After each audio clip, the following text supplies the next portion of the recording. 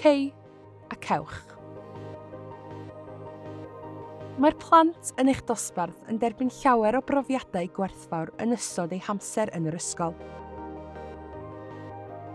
A da chi'n ei helpu i ddysgu nifer o sgiliau pwysig. Rhai o'r sgiliau hynny ydy dysgu sut i wrando a chydweithio efo phlant eraill, yn ogystal â sut i rannu a bod yn gwrtais. I helpu'r plant efo rhain, mae'n dda i chi fodelu'r patrymau cwestiwn da ni'n ei defnyddio wrth ofyn am ganiatâd i wneud rhywbeth, neu i gael rhywbeth. Mae cwestiwn sy'n holi am ganiatâd i un person yn dechrau efo ga i. Ystyr hynna ydy may I, neu may I have yn Saesneg.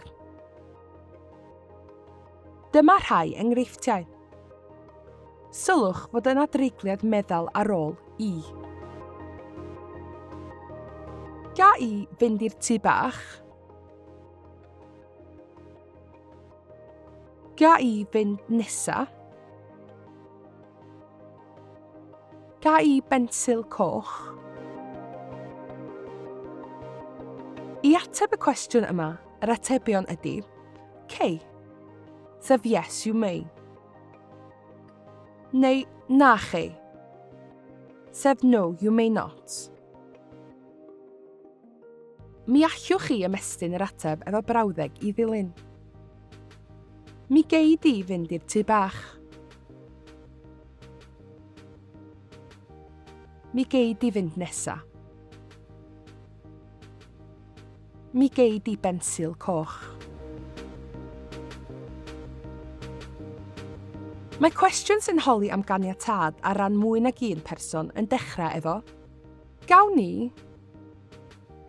Mae hyn yn golygu may we, neu may we have yn Saesneg. Dyma rhai enghreifftiau. Eto, sylwch fod na dreigliad meddal ar ôl i. Gawn ni chwarae'r gêm? Gawn ni fynd tu allan? Gawn ni baent i wneud llun? I ateb y cwestiwn yma, yr atebion ydy cewch, sef yes you may, neu na chewch, sef no you may not. Mi allwch ymestyn yr ateb gyda brawddeg i ddilyn. Mi gewch chi chwarae'r gêm.